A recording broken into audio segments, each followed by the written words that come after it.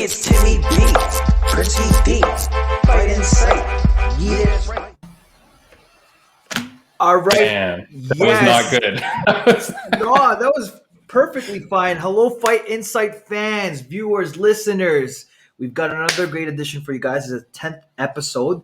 Big things are happening. So today we've got a very special guest. Tim will be introducing him. And also we will be talking about the Paul and Ben Askren fight. A lot to talk about over there. Okay, and we've got the Jeremy Stevens push. And for Fight on Sight edition, we will be talking about heavyweight boxers. Any of those, any heavy boxer fans out there, the names that we will be dropping. If you guys don't know these guys, and I don't know, man, these are heavy names. Yeah. All right, Timmy B, let's go.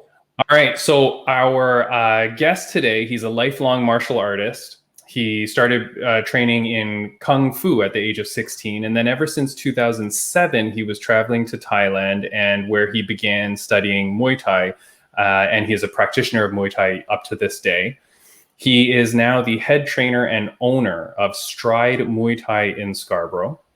The reason why we have him on, I found out about him listening to 680 News, actually. And a good story. He'll tell us all about it. But while watching certain events unfold during the pandemic, especially against the Asian community, he decided to make efforts to try to affect some sort of positive change. And we're going to talk about that. Please welcome our guest, Mr. Lanny Chan. Hey guys. Hey Tim. Lanny. How you doing? Buddy, welcome to Fight On Sight. Fight Insight. Thanks for inviting me. This is an honor.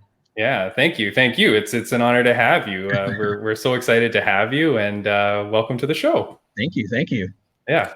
Perfect. All right, so Lanny, first question. So, Tim's already mentioned it. So, you were recently in the media on CBC and 680 News for a women's self-defense workshop that you were running through your gym, Stride Muay Thai. So what were the circumstances that led you to set this thing up? This is phenomenal. Yeah. Well, sadly, since COVID started, I'm always on social media, and in the beginning of COVID, we started noticing, a lot of anti-Asian, things going on. And throughout the year, you sit around and you watch, and you get angry. And at a certain point, I just hit a certain point where there was an incident in particular in San Francisco where an old lady got punched in the face, and she fought back. And that made some highlights. But what really got to me about that video in particular, the dialect that the granny was using is called Toi Shan, which is where my family hails from. And my grandparents have passed away, but that was the language they spoke. And when I heard her in the video, what she said was, he just came and punched me in the face. And that was the last straw, right? In the sense that it's been happening, the elderly have been targeted, women have been targeted, right? Because right in that same week was what happened, the massage parlors. And that's when I decided, you know what? I'm so tired of just complaining to my wife or, forwarding things to my friends. I was like, what can I do to even try to make some sort of difference? And, I have a small platform with my gym. So I decided to, what am I good at? I'm good at teaching people how to kick and punch, right? So I figured, before I did that though, I reached out to the females in our gym. We have a very tight-knit community in my gym, and they gave me some great feedback. Whereas it started as just, Asian women are being attacked, right? The women are, well, it's just not an Asian thing. You don't realize, some women walk around with a lot of fear, right? And then we had about a panel of 7 of our members, and I'm telling you guys, the stories that came out of their mouth, it made me feel for them, right? And so we expanded the program to anyone who wanted to participate, and then further educating the women in my gym. Were like, Lanny, it's not just a women's issue. We need to get men involved in this. We need to get the boys involved in this, right? So we need to, change the locker room talk. We need to change the way, people just behave around the situation. So we had a lot of guys register with their spouses, with their sisters, with their moms, and it was such a beautiful thing. And it was a great turnout. But sorry, Lanny, you're not, when you're saying to register though, you're not saying to register for your gym. You're saying to register for a specific self-defense seminar that you were running, correct? This was something I just wanted. It has nothing to do with, like, it's through my gym. We did the workshop at my gym, but it was something I just wanted to do because what I realized, and sometimes, especially being a martial arts instructor, I'm in that world. So, to me, everyone can punch and kick. But when you step back and step out of it, you realize, what? Some people don't know what it feels like to even throw a kick at someone, or wouldn't know what to do if they were confronted. So I thought, if I can even give one person the tool that can maybe be the difference between them getting away from someone or protecting themselves, then it's no skin off my back to do that for. So, And so your gym, Stride Muay Thai, is in Scarborough. It's Warden and Eglinton area, right? Yeah, just south of Eglinton on Warden. Yeah. Okay. And so, to all our viewers, always, we'll post the links to Lanny's Instagram as well as to his website so that you can find him afterwards. And we really do recommend that you follow him, obviously, and check him out if you're interested. To those not in the GTA area or Toronto area, the gym is in Toronto, Canada. And the seminar that you're running, I mean, at the time you're running it, we're currently in quarantine, we're currently in lockdown. So the seminar that you ran, it was online, it was virtual? Yeah, it was on Zoom, right? So that's one of the, as I'm sure you guys have maybe talked to other gym owners, we've all had to pivot since COVID started. Yeah. So one of the good things is everyone found out about Zoom, right? So now instead, we actually had, people sign on from like the US. We had a couple people from the US they just heard about the workshop and they signed on. So I mean, awesome. It allowed me to, I think we had close to 50 participants in that workshop, right? So whereas I would love to do it in-house one day, we do have plans to maybe start a women's self-defense program where women can come in and kick something and feel like what that feels like. But I don't know if I'd be able to handle 50 people by myself, right? So luckily on Zoom I was able to work some techniques with the participants. Lanny, so I just wanted to ask you. So your gym, is it close to the newly opened Jollibee? It's pretty close. Is it close? It's pretty close, yeah. Okay, well then you'll be seeing Prince a lot then, Lanny. Yeah, we're closer to they opened the new Seafood City right down the street. Okay, there you go. Yeah, very important landmarks, guys. Very important landmarks. Same side as Imperial Buffet. No, we're on the other side. Yeah, other side. Yeah. There you go. Just wanted to, just in case for everyone out there, just wanted to know, right? All right. So you ran the seminar, Lanny. You had good turnout. People were happy with what you had. What was so? What's the plans moving forward? Like like you said. So okay, potentially we have this in the gym in the future, but we are still in quarantine. Even when we're out of quarantine, I don't know how confident everybody is to go outside yet. The benefits of self-defense and things like that are immensely important to people. Exactly. And so, I mean, like you said, even when quarantine ends, it's the state that we're in right now. I mean, my wife, she goes for a jog, and literally every time before she goes for a jog, I'm like, make sure you're staying on the main roads, make sure you're not going by the trails by her house, because there's a legitimate fear, right? There's legitimate. Yeah. And if you look at across North America, like anti-Asian crimes have skyrocketed. So I mean, it's not a one and done thing that we're going to do. I think I'm hoping to have one in the near future, the next one in the near future. So, I did my first one, got it out of the way, figured out what was smooth, what wasn't. So I think the next one will be a lot smoother. Right. And yeah, I actually plan to have this as an ongoing thing. So like I said, sometimes we have to take a bad situation and turn it into something positive, right? So moving forward, it's something we definitely want to continue. So I would say in the next month or so, we'll have our next one. We already have about 15 people who heard me on the radio pre-sign up for the next workshop. So we're pretty close to having the next one soon. That's awesome. And so for people that do want to sign up, they go to your website, and they're like, when you were saying the pre-sign up, you can go to your website now and do that? Yeah, you can go to stridemuaythai.com, and I think it's just right under the top. There's a little box that says sign up, get on the waiting list for the next free self-defense workshop. That's good. That's great. So Lenny, so you know what I mean. Currently, we're in a lockdown, and technically, we've been on a lockdown for almost a year now, technically. And so, have your the Stride students been actually train? Have they been training? Have you guys continued to train, or how you guys been trying to do the training sessions with this all these restrictions? Yeah, great question. Like I said, luckily for me, our Stride family, and we call ourselves a family, is very, very tight. And understandably so. Not everyone likes to train online, right? So Yeah. just like a lot of the other gym owners right there, it's tough right now.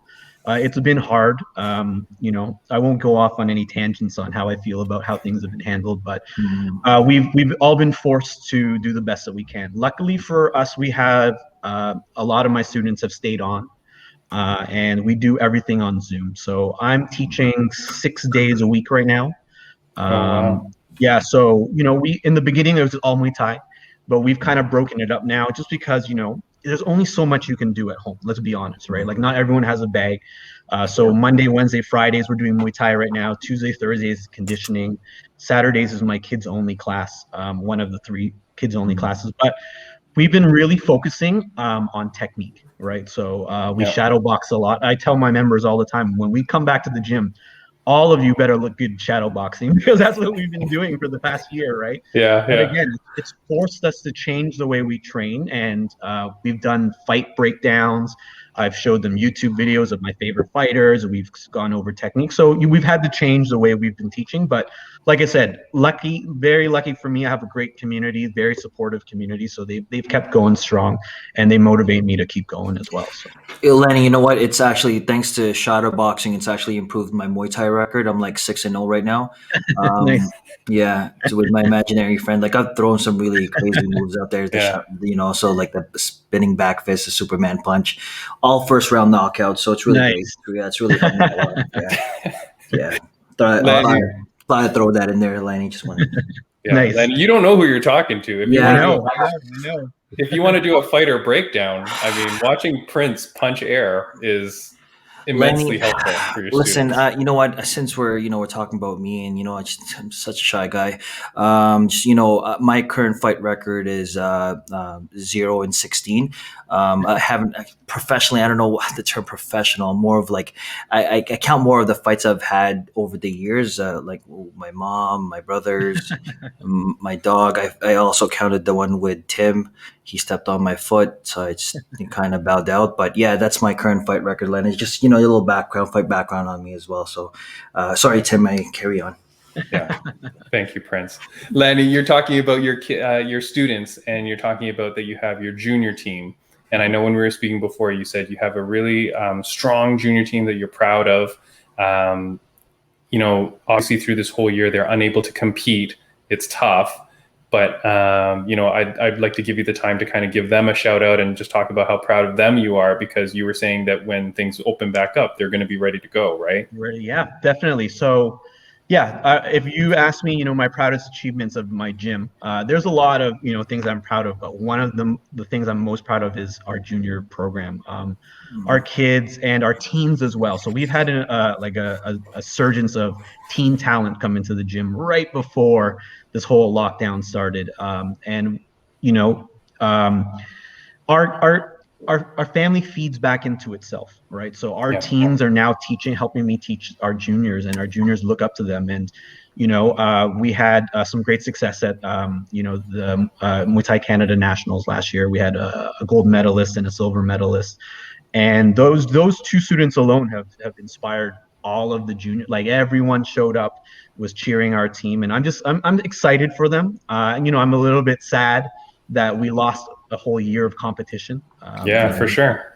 But we have some great events, especially here in Ontario, right? We have like the Canada Youth Movement events, which is geared just for the juniors, so they get to compete in a nice, safe environment. So we got a whole team of, we call them the STRIDELINGS. The STRIDELINGS are ready to go. So once this lockdown is over and we get to go back to normal and can start competing and training again, then look out for the STRIDELINGS.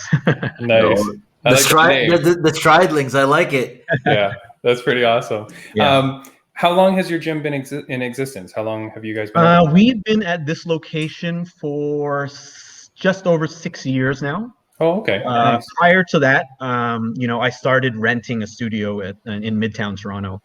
It started off as just something a couple of people wanted me to do, because I was a personal trainer, and I was focusing mostly on personal training, but I love martial arts, and it just started with a small group that kept growing and growing until the point where, like, I think it's time to open our own studio. So, Lanny, where was the studio? Midtown. It was at a gym called, what was it called? Body and Soul or something like that, at like Avenue in Eglinton. Okay, nice. Oh, it was just like a little studio that we rented, hardwood floors, 2 hanging bags, and we made it work somehow. So nice. Wow. And before we move on, before we started filming the podcast, we were asking about some of the photos in your background, and you started to give a good story about one, and we interrupted you. Right. Can you show us what that is? And actually, before you even do that, show us your shirt, because we can't see it now with this banner, but we thought it was pretty awesome. Yeah, this is our black and gold Stride shirt, but this is only for our fight team, right? So we have a white and blue one and a blue and orange one. But yeah, this is our little homage to the Blue Jays. Yeah, nice. that. Yeah, the font. Nice. Yeah, that's awesome. All right, sorry. So tell us, the Sure. picture in the background. I'll bring my camera over just a little bit. So this guy right here is a very, very good friend of mine. I call him my Thai brother. His name is Det. Fighter name was Napadet Chuatana. So he was a former Rajadamnern champion. This is a picture of me and him before my first fight in Thailand. And awesome. This here is what they call a prajit, right? So you'll see a lot of fighters wear them around their arms when they fight. And there's a picture of Det with his Raja belt, if you can see that. Wow. The prajit is generally a blessed scroll. So Det is a very devout Buddhist. So before his fight, when he's really young, he went to a monk, and they basically pray for protection and to keep them safe. So we really bonded when I had my first fight. Det and I became very, very good friends. I mean, we still talk every weekly, on Facebook. Luckily, we can get in touch with each other. But he gave me that prajit, and I wore that on my first fight. So what super special about that, though, is that one right there is actually part of his. So he had one he wore his whole fight career that protected him when he had a fight when he was a kid to when he won his Rajadamnern champion. And right before my fight, he cut his open. Wow. And there were scrolls in his, and he made that by hand. So that's like gauze. It's like the gauze that you wrap like your fists, like your fist. Yeah, when you go into a fight, that's the gauze. So he made that from scratch, and he put that blessed scroll. So I had that with me for my first fight. So I had a protection of a Rajadamnern champion taking care of me. So I had to frame that, so that protects our gym as well. So. That's awesome. That's wicked, Lanny. But yeah, you forgot, man. To your left, I see a pair of Muay Thai shorts, man. What's going on over there? Let me see if you guys can see that. That's Lamsong Kran. So he's another fighter from the same gym, Chuatana gym. Lanny, can you bring it a little closer? Just a tiny bit closer. Just wanted to have a quick look here. Just right above where the shorts are. The shorts. Bro, that's mine, man. I've been missing those pair of shorts for years now. Unbelievable. Tim, I was missing those shorts. Like, I left them at P for P. I'm just kidding, Lanny. I'm just kidding. I dare you to go get them from Lanny. That's all I'm saying. Yeah, come take it off the wall. So those are shorts that belong to Lamsong Kran. But some of you guys might recognize him. He was the Thai fighter that GSP brought into one of his fight camps. I know I watched that episode, so it was kind of cool. Him and Det kind of grew up together. I never trained at Chuatana. I just went to watch them train. But the day I went, Lamsong Kran was fighting at Rajadamnern. He knocked the guy out in like 45 seconds. I think he cut him open with an elbow. And then I get a phone call from Det. He's saying, "Hey, go meet Lamsong Kran in the lobby or whatever." I go, and he's got the pair of shorts and he hands them to me. So it's a pretty cool souvenir to have, right? So That's awesome. That he stole from Prince. That's great. Yeah, exactly. He's like, don't let Prince know that you have these. Yeah, he stole it. Unbelievable. I'm like, where's my shorts, man? Unbelievable. No, Lanny, that's so awesome, man. I really appreciate all the stories that you're sharing with us, and for coming on the podcast. We really, really appreciate it. The important thing is we do want to get out there, and you spoke it so eloquently at the beginning, but the importance of self-defense, the importance of what martial arts does, but what you are giving back to the community. We really appreciate it. We think it is so important, especially in today's climate, like you said. And again, we'll put the links to the website if you're interested in signing up, because if it's virtual, I mean, like, anyone can sign up, right? It doesn't matter where you are or where you're watching from. Exactly. It's something to benefit from. Yeah, and if I could just add something, like I said, I mean, I know all of Team Stride is going to be watching this podcast. Like I said, I'm super proud of my teens and my juniors, and it's just it's time to. I mean, silence isn't the answer anymore, right? It's time to kind of speak up. All right? And as I said on 680 News, it's like, I don't expect everyone to take this course and go out and fight. Just saying something or not. Like, one of the saddest things is when you watch these videos and you just see people filming, but no one's even stepping in to say, hey, like, what do you do? Like, what's wrong with you, right? Like, Right. So I'm not sure if I told you this, Tim, but I had something happen to me in Fort Erie just a few weeks ago, right? So my wife's family is from Fort Erie, which is right at the border of Buffalo. So we were walking around, and as I was loading my car to come back to Toronto, someone stopped their car and rolled down the window and just yelled out COVID, and I couldn't believe that happened, in Ontario in Canada, right? So yeah, your initial reaction is just deflating. You're like, I can't believe this is happening here. But as I thought about it more, I was like, even if the guy had the guts to get out of his car and say it to my face, right? I'm not the kind of person, I'm not going to punch you in the face or anything. I would just ask you, like, what's wrong with you? Like, what's wrong with you that you feel like that's something that you need to do, right? So, like I said, the message I want to get out there to everyone is that, if you see something that just doesn't feel right, doesn't look right, just at least say something, right? I mean, it's no one deserves to be treated the way that the elders and the women are being treated right now. It's a travesty to see that that's happening these days. Yeah, no, you're right, Lanny, and that's my sentiment exactly. Every time I see these videos of someone filming someone else being harassed or something like that, I'm like, put down your phone and go and just say something, because oftentimes, like, these bullies do not want to be confronted. They're cowards, picking on someone. Yeah, they're cowards. They're picking on someone that thinks they're weak, right? Yeah. Put down your phone, go say something, go stand up for that person that needs the help, right? Right, exactly. And the minute you stand up, the other people that are sitting there watching, they will do the exact same thing. But it's that mentality of, hey, we all just won't get involved. That is not what you want to be doing, right? That's right. Like I said, so like at our gym, like my goal with my teens and my juniors, we're breeding leaders. Right. So I want them to lead. And like you said, all it takes is one person to step up, and then everyone else who's kind of on the fence will step up with you. Right. So that's a really important message I want to get out there. Yeah, that's right. Well, thanks a lot. Yeah, that's amazing. That's amazing. So if if I catch one of your members, when we call them out, like Stridelings, the Stridelings, I like that, man. That's a nice ring to it, eh? But yeah, it is awesome. All right, so Lanny, thank you so much for coming. Do you mind sticking? Do you mind sticking around while we I'd love to talk about some other stuff? I'm having a blast. So yeah, if you guys want to keep me here, I'd love to stay on with you guys. Yeah, for sure, Lanny. Before we go on to the other stuff, Prince, I will just ask, I know the Stride people, the Stridelings will be watching, so please do follow us and subscribe. We're on Instagram. Or Prince, I'll let you take it away. Tell them where we're at. All right, so you guys can follow us on Instagram, Fight Inside Podcast. You can find us at fightinsightpod@gmail.com. You can also find us on Facebook, YouTube. If you actually click on the Instagram page, you'll actually click on a link tree that has all our social media platforms. And yeah, just come and follow. If you want to also be a part of the show, you can email us, again, fightinsightpod@gmail.com.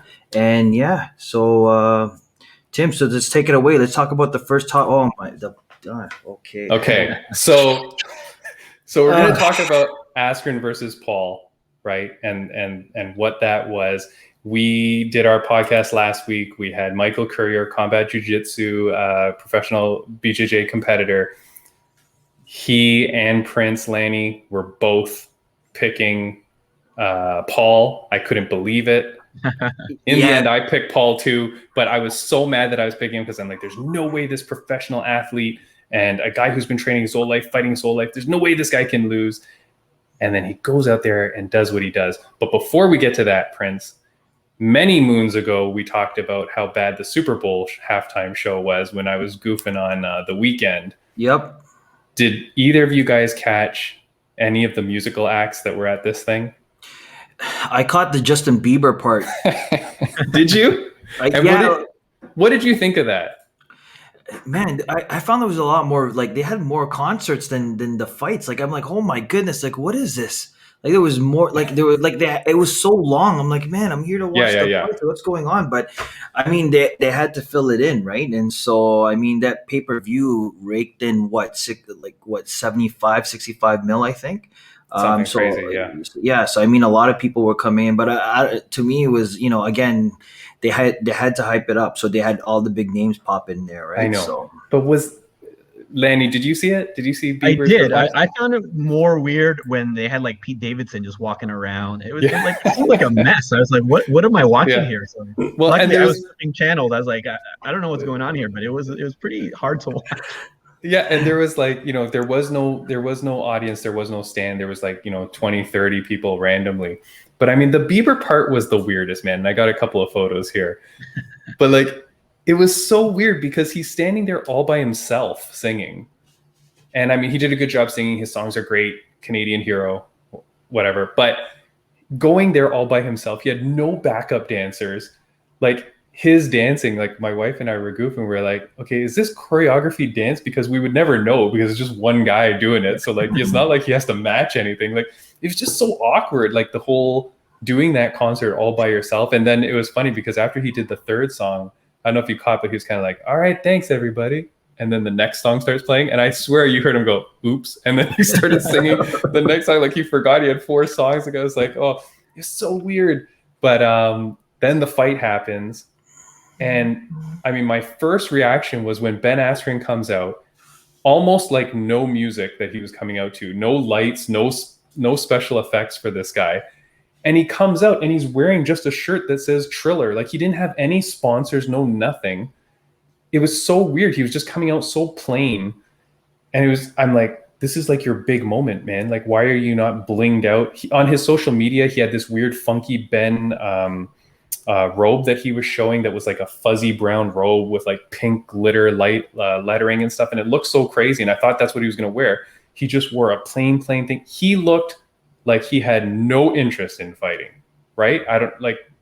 What did you guys see? Like, it was crazy. Well, you know what? When he walked into the ring, and we're like, okay, all right. I mean, not much hype. I mean, he walked in with his crew, and then Paul walks in with a full robot, man. Yeah. Like a full-blown robot. I was like, what? Like, look at this. And then, they walk all the way in, and you could already tell, like, I mean, everyone's, leaning towards Paul, right, to come in and, shock everybody. And so, but yeah, no, Lanny, what do you think? What do you think about the whole entrance and the whole build up to the fight? Yeah, it was weird. So admittedly, I'm not that well versed on Ben Askren. I know he was a UFC not many people are, but yeah, he's the guy who got knocked out with that knee, right? Yeah. So I knew him from that, right? But as much as I can't stand Jake Paul, dude's been training, right? I mean, he's he's got the money and the time to do nothing but box, right? So I don't know. And was there a reason that Ben Askren was like so out of shape? Like that's what really caught me by surprise. Yeah, that was the thing. I mean, like I was posting on social media because when he did the weigh-ins, I mean, I was like, okay, so this guy can't get one ab, like, not like forget a couple or maybe a 6-pack. I mean, this guy was not looking like he was in shape at all. I was so surprised. No reason that he looks like that. Well, I mean, the big controversy now, everyone's talking about it. was it rigged? Like, Mhm. did it look like it was a big setup? Because you know what, I saw it and literally I'm like, whoa, I think I've seen Ben take more of a beating or taken harder punches than that and still Mhm. kept on fighting.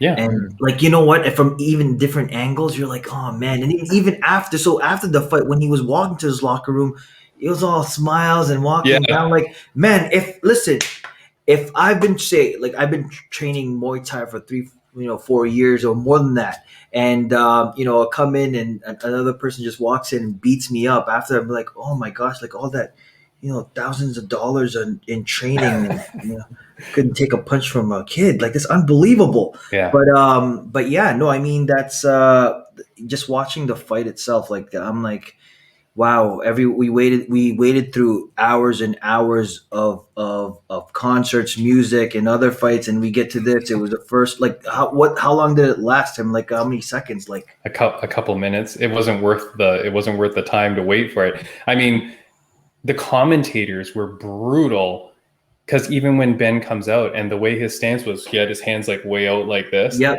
and I think it was Snoop Dogg was saying like he's boxing like he's in the 1930s, like those old like right, one of these. yeah, like the Popeye, you know. Yeah. Yeah, it was crazy. Like, it was like he had no training. I don't know how that's even possible. We had our buddy on, Brandon, come on one of our podcasts a long time ago. Well, it feels like forever ago. It's probably like a month ago. And he was saying how Freddie Roach was coaching Ben Askren. It's like, how are you not teaching any defense? It was crazy, man. If it was rigged, I wouldn't be surprised. Or maybe Ben Askren got paid $1 million apparently. So maybe he's just like, hey man, for $1 million, I'm not even gonna waste my time. I don't care.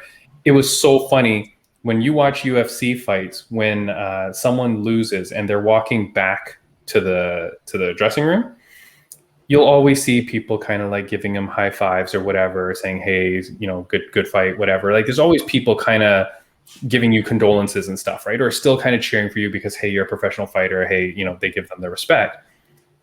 When Paul won, you see Ben Askren walk out and his wife is there with him. They're walking through the, quote unquote crowd that was there. Nobody's even looking at him. Yeah. Like, everybody was just looking at Jake Paul and cheering for him. It's like, was anybody here for Ben Askren? Like, and even the people that were there for either could not care less that Ben Askren, a world decorated MMA superstar, Hall of Famer potential, right? Like, he was just walking through the crowd and nobody could care less. They're like, see you later, buddy. And then they're just cheering for Jake Paul. It was a weird sight, like a weird sight. Yeah. Well, the interview after when they talked to Ben, and it was like, you know what? He knew that Jake Paul had a heavy right overhand, and he knew it. So, and the thing is that he let his guard down and he got clipped. And he said, "Oh man, I should have listened to my coach, keep my guard up, don't bite into his fakes." And well, he got caught. I mean, if it was okay, he got knocked out, yeah, for sure. But man, if that thing was rigged, then man, he should maybe get into acting, because even when Lanny, when he stumbled too, he was like, I was like, whoa, man, he really, he committed to his character and he went for it. So I don't know, man. Like, all that hype, man. We spent 3 episodes hyping that fight up, and it was like wasted, man. Yeah. So, Lanny, we'll give you last comment. Who does Jake Paul fight next? I hope he doesn't ever fight again, to be honest. Are you crazy? This guy's making millions. Well, that's the thing, right? But I mean, so again, being part of a Muay Thai gym and seeing the kids go through amateurs and earning their keep and things like that, it's very hard for me to see this YouTuber skip all those steps. And and he's not fighting, any real pro boxers. That's the problem, right? So I mean, that's what irks me the most. It would be same if he did the same that in Muay Thai, right? It'd be like, oh, I'm fighting Muay Thai now, but I'm going to choose a tennis player to beat me now. I'm a professional. Whoa! I used to play tennis. Like, I love tennis. I feel like that's taking a shot at me. I don't know if you've ever read Andre Agassi's autobiography. Yep. He says that boxing and tennis are very similar, and I actually wanted to do a couple articles about how similar they are. So I'm not, by no means am I not. Cool. All right, Yeah. all right. Well, I used to be a ball boy. If that helps. No, probably not. Okay, that's okay. I'm sorry. I'll throw that in No. there. Go ahead, Tim. Next topic. All right, next topic. And I know maybe not everybody knows about what happened here, but I did want to talk about the deadly push. And so, hold on, I thought I had a banner here for this, but maybe I do not. But okay, do I not? Hold on one sec here. It was, well, I'll show the photo of it. It was when Jeremy Stevens, Little Yes. Heathen Stevens, Yep. pushes Drakkar Close. Okay. And this was at the face-offs, right? Mhm. So they've weighed in, they've had the next day to recuperate. This is at the official weigh-ins. They go face to face. Drakkar Close is standing there first. Jeremy Stevens then walks in. Jeremy Stevens, for all those that know him, he's an animal, this guy, right? People may know him from the guy that Conor McGregor famously said, "Who the fook is that guy?" Right? That's that guy. That was after he responded saying, "I'm the hardest hitting 145 or blah, blah, blah," right? Jeremy Stevens is a monster. He's an animal. You hear him in interviews. This guy is a fighter through and through. This guy's not doing it for sport. This guy's an aggressive dude. He walks up into the face of Drakkar Close. I don't know that they had a lot of bad blood before, but I feel like Jeremy Stevens is always ready to fight. Walks up, they get face to face, they start talking, and then Jeremy Stevens pushes him hard. Drakkar Close backs up. That night, Drakkar Close pulls out of the fight. Mm-hmm. And he says, and I pulled it up here because I wanted to be ready. He says, "After I was pushed by Jeremy at UFC face-offs, I immediately felt my hand go numb and neck tighten up. Sean Shelby, the guy that you saw there in the middle between them, and the UFC official sent me to the Performance Institute to get worked on by the physiotherapy staff for 2 hours. I spent the night eating, rehydrating. I woke up the next morning with a migraine and headache, nausea. The only thing I could do to make me feel better was laying in the dark." I'm paraphrasing some parts. UFC got me medicine. I rested, but I'm still vomiting. It was at that point we called the doctor, and essentially the fight gets called off. We talk about being respectful. We talk about, this is a sport ultimately. Lanny, as a professional, as someone who teaches, I'm sure you teach your stridelings and all the members of your gym to be respectful and to, carry themselves with a certain form of professionalism and dignity, especially when maybe entering a fight. What do you think about something like that? And what's the... Yeah, unfortunately, I didn't see that the event when it happened, but I mean, just hearing about it, I mean, if it was any of my students, I would pull them out of the fight for acting that way, right? Like, Wow. Like you said, whether it's a professional sport or whatever, respect is still due, right? And you know what? At the end of the day, you ruined your own chance. I guess I'm like, you want to fight, but you did something stupid. This is not a one-off in the UFC though, right? I mean, so I think the UFC should do something more to protect these guys, but they almost want that, right? They want that to promote their fights, right? Lanny, so excellent point, because on Instagram and social media, people were like, Jeremy Stevens should be fined, Jeremy Stevens should be punished, Jeremy Stevens should be whatever. And I was writing back, of course, to get our name out there. But, but I do feel it as what Lanny is saying. Hey, man, this isn't the first time someone has pushed someone at a weigh-in. I mean, very infamously, what about when John Jones and Daniel Cormier started throwing punches at each other in the middle of the MGM Grand lobby, right? Mm-hmm. Like, they push each other, they fight each other all the time. Like Lanny says, hey, if you didn't expect this to happen, you can easily say, hey, you're going to stand here, you're going to stand here. You don't let them get nose to nose. It's COVID times too, right? So way apart, right? Yeah, 6 feet away. Yeah, for goodness sakes, Justin Bieber performed in an empty concert, right? So I mean, come on, guys. Yeah, we couldn't get one backup dancer. That's it. No, but yeah, I mean, if you don't want these people to be that close, if you don't want that energy, and you don't want to do that for the crowd, don't let them get that close. So I don't know how much you blame Jeremy Stevens. Also, if you're going to keep any two people apart, whoever is fighting Jeremy Stevens, keep him away, right? Like Yeah. that guy is, and I love that guy. I mean, he's always one of my favorites, but he's intense, you know? Prince, what do you think? You think he should be fined? You think there's any penalty for this guy? For what? Like, I mean, at the end of the day, they're gonna get into the ring and do more than push each other. They're gonna kick, punch, like, knee the works, right? Yeah. But no, I mean, he pushed them. Unfortunate events happen, and so I mean, there was nothing wrong he did. Like, why would he get fined for it? He was trying to hype the fight. He wanted to get people to come and watch it, and so unfortunately, that happened. And so I don't think that he did anything wrong. He's hype. Like, man, like you said, like DC and Jones, they went at it, swinging at each other, and yeah, and I don't think the other fighter meant to like back out. He wanted to fight. It's just he couldn't, like, physically, right? And so, Tim's got the look in his face, like he had like 8 sour pouch I'm not. candy. Yeah. And stuff. Why, Lanny? Yeah. If you get pushed in the chest, Yeah. you're a big dude. You've got you're Jakar close. You're in shape, fit individual. You do get pushed. Is it going to cause that much damage? I know you're not a doctor, Lanny. I'm not a doctor, but whiplash is a real thing, right? I mean, and if you're relaxed and someone just jolts you and you get a little bit of whiplash, I've seen people with whiplash, and it doesn't take much, I don't think. So if he was fully unprepared, I could see that being a reality. But like you said, if you've got the guy who's notoriously aggressive in front of you, you should be kind of ready, right? Yeah. Just in case, right? Yeah.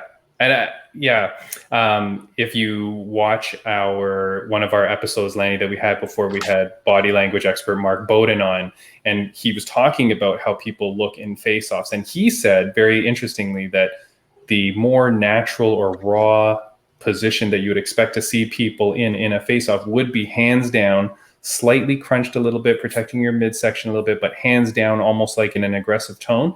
That's how they both were. Like, it's not like Jakar Close was loosey-goosey to where the push might have given him a more serious whiplash. I don't know. I'd love to see what people think. Put it down in the comments below. But there's a part of me that thinks he was pulling a Ben Askren. Like Prince said, you were just about to go into a cage and fight this guy. Like, I mean, woo. Yeah. No? Yeah. You know what? Again, it's funny because before we were so just, we're just ready to analyze the fight. Now we got to analyze everything else, like the weigh-ins, how they face off. Like, can't we just get into the ring and get the job done? I mean, it's fighting's not the same anymore. Now you got to add all this drama, right? Like, maybe after this, maybe I have to start a fight with Lanny just to get some viewers, up, right? And so, but that's the thing. I mean, you got to get it hyped. And look, for example, like, I know it's bad, but when Conor was about to fight Khabib, and when he launched that like the trolley, over into and smashed the window. Like, man, everyone was talking about it. That was crazy. He even got arrested, and they showed it on film, but they still carried on with the fight, right? Yeah. And so, but again, that you need to build that up, and that's how you put butts in the seats or pay-per-view, right? So yeah. Anyways, I don't know. But it's not the behavior that you condone, obviously, Lanny, at your school, of course. But at UFC level, it's a whole different animal. It's the pay-per-view buys and everything like that. Let me ask you guys though. So we know that the UFC is notorious for that kind of stuff. Yeah. But then you have like ONE FC. That's right. Doesn't do that, and they. That's all I'm saying, right? Their guys conduct themselves a little bit different too, right? Oh yeah, Lenny, I'm glad you bring that up. A lot of people don't watch ONE FC, especially in America. Now they have had 2 events on TNT each week. I think it's every Wednesday, right, at around 10 o'clock. It's in Canada. If you're in Canada, it's free on YouTube to watch their events. This Wednesday at 10 o'clock, I forget who the main fight is, but last week they had Eddie Alvarez and Nikki Holtzkin is one of the. Is it? I'm pretty sure that's. Okay. Yeah. So. Or Odd Salang, or whoever that guy Yeah, is, that, one so of I the think there's champions. like He's a co-main event. two So levels. obviously I follow the Muay Thai one or the Yeah. Okay. But yeah, no, but so there are ONE FC events, and Lanny, you bring it up before their events, like that night, they call all the competitors up, and they're just standing there with nobody in between. All the competitors come out, like all the matches, and they show who they are. Then they go back, and then the fights happen. You're right, Lanny. I've never seen a ONE FC thing get out of hand, and I apologize if someone has, but I feel like they tell their fighters, hey, you conduct yourselves as professionals. You're going to go out here. This is what you're going to do. This is the image of the product we want to present, right? Exactly. Yeah. And not only that, One Champions is loaded with Filipino fighters. Loaded. Shout outs to Team Lakai, Lido, Kevin. I've messaged you guys. Come on this podcast. Yeah, I just wanted to throw that out there for all the fighters. Trying to make a name out of itself, right? All right, so Tim, we're ready to go? Yeah, so Lanny, what we do at the end of every episode is we have something that we call Fight on Sight. This is where we pick two fighters. Prince and I both pick a fighter. We have a different theme each week. We put them up as a fantasy type fight, and then we ask people to vote on the winner every Saturday on our Instagram. So we'll show it up. But here what we do is we tell you about the fighter, we give you our reasoning, and then we run it through our simulator, which Prince will do. Let me just tell you the update on the stats in terms of the winners, or what do you call it? The like our history of like who's beating who.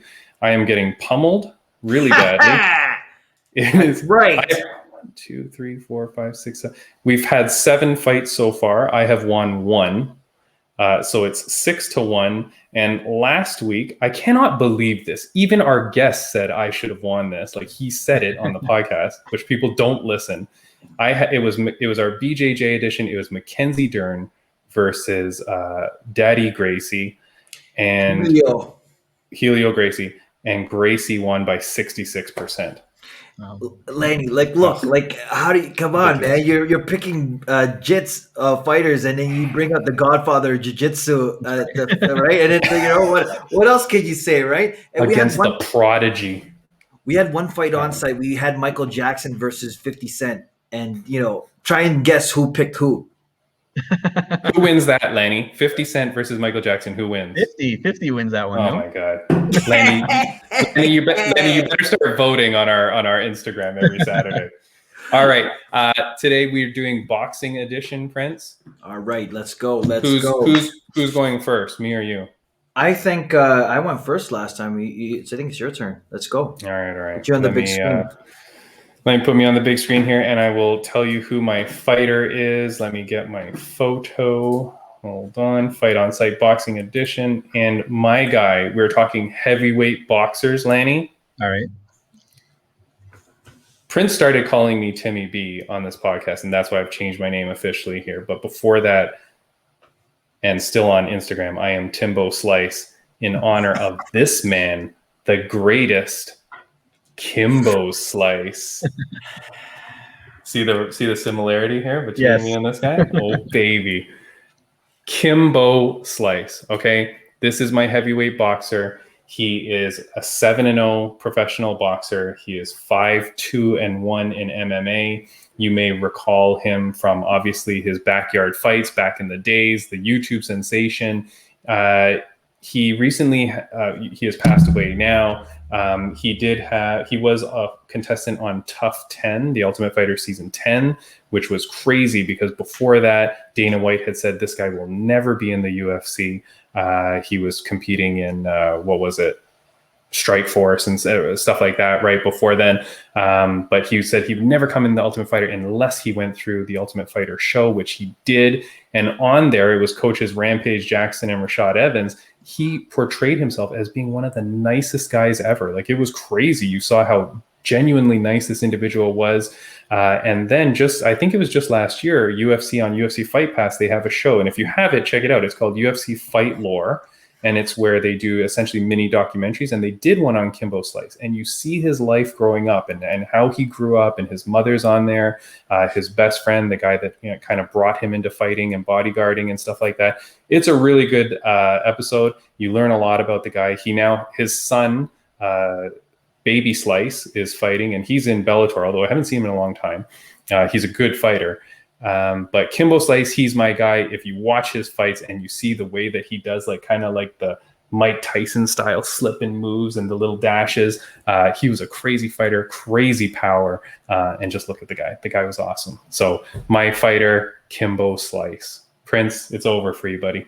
Yeah, okay, let's see. We'll see about that, Lanny. Like I said, I like to get really dramatic about this, okay? And I also want to let you know I'm also an MC, so I like to get really up close and personal.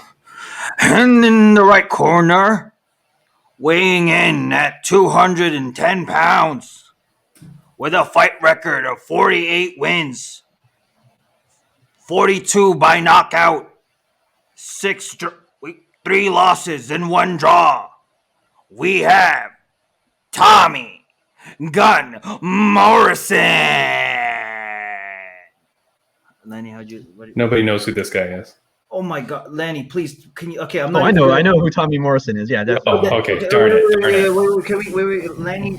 If people don't know who Tommy is, can you just give them a little brief background on him? Pro boxer, but also probably more well known, or maybe not well known, because it's like Godfather. The worst. The ones that no one watches. But Rocky V, he was Tommy the Gun, right? So Tommy the Machine Gun, yeah. Yeah. It's like, there's certain series where, like Godfather 1, 2 amazing, 3 so-so. So the Rockies were amazing up until 5. So a lot of people maybe don't know who Tommy Morrison is. Hey, but you know what? So he, again, like I said, 48 wins, 42 by knockout, 1 draw, 3 losses.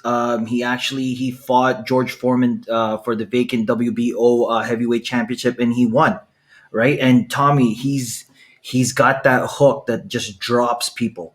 And and if you guys YouTube Tommy, I'm telling you, this guy's a tank, like built like a rock. He looks like like out of a comic book, right? And so, I mean, the only way we can determine who the winner is, Lanny, I hope you're ready for this. I'm gonna need some of your some sound effects from your end if you can, because it's time for the Fight on Sight simulator.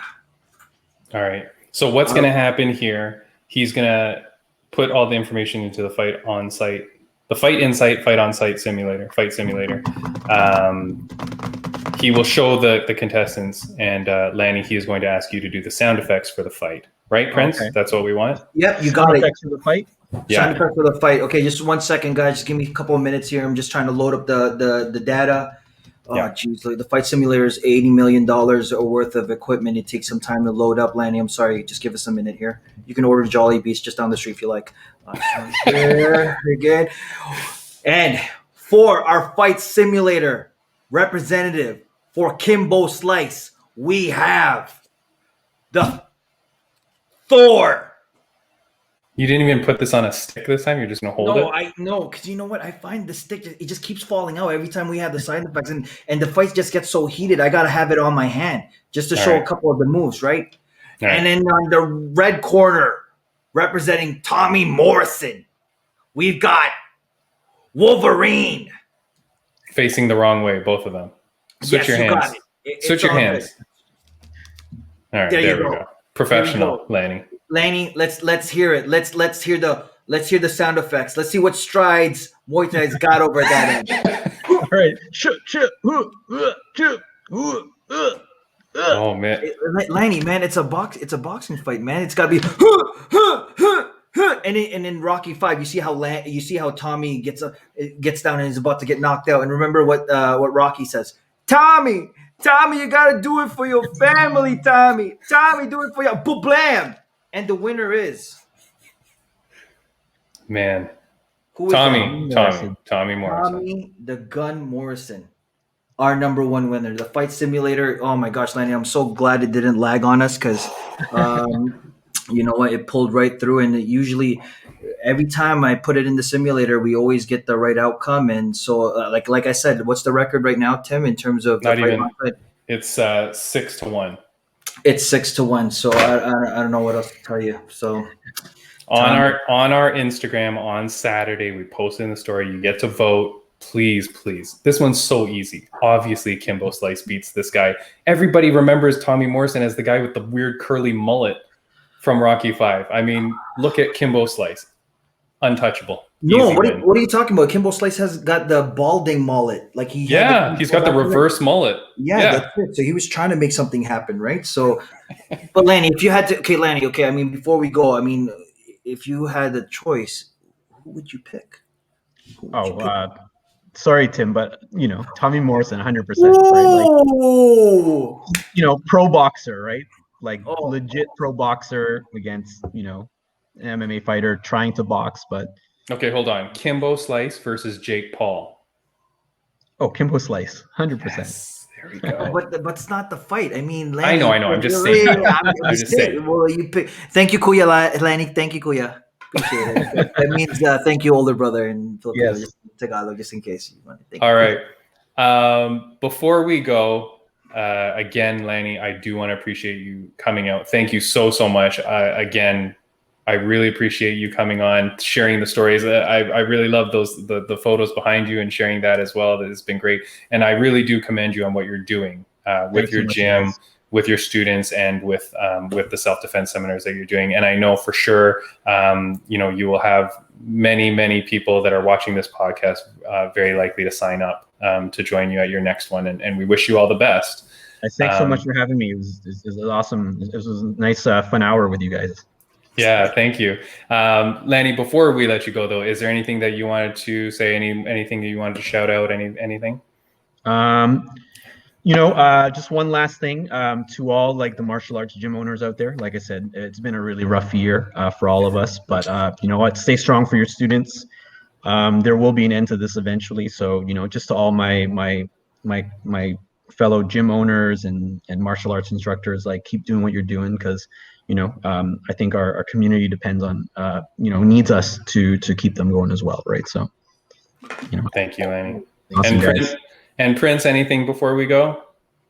Lanny, so I mean, when we do drop by at your gym, I will be bringing maybe 4 or 5 buckets of Jollibee chicken just nice. for the seminar, just for the kids. And for everyone just for the coming kids. in, for the kids, everyone that's going to come in. So let's make it a family meal. Awesome. Yeah, that is, by the way, just in case Lanny holds us to that, that is not a Fight in Sight promise. That is a Prince promise. So don't come after me for money for Jollibee. Oh, come on, man! You can't go in there empty-handed. I do want to say though, last couple of things on my end. We are selling our Fight Insight t-shirts. So if you're interested, please hit us up, fightinsightpod@gmail.com, or just hit us up in some of the comments, or even message us on Instagram.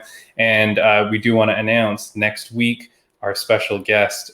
We do have former title challenger, bantamweight contender in the UFC, Raquel Pennington. She should be here next week, so stay tuned for that. That should be a great one. We're very excited to talk to her. So thank you again, Lanny. All the best to you. All the best to everybody. Thank you, and see you guys next week. Thanks so much, guys. Take care.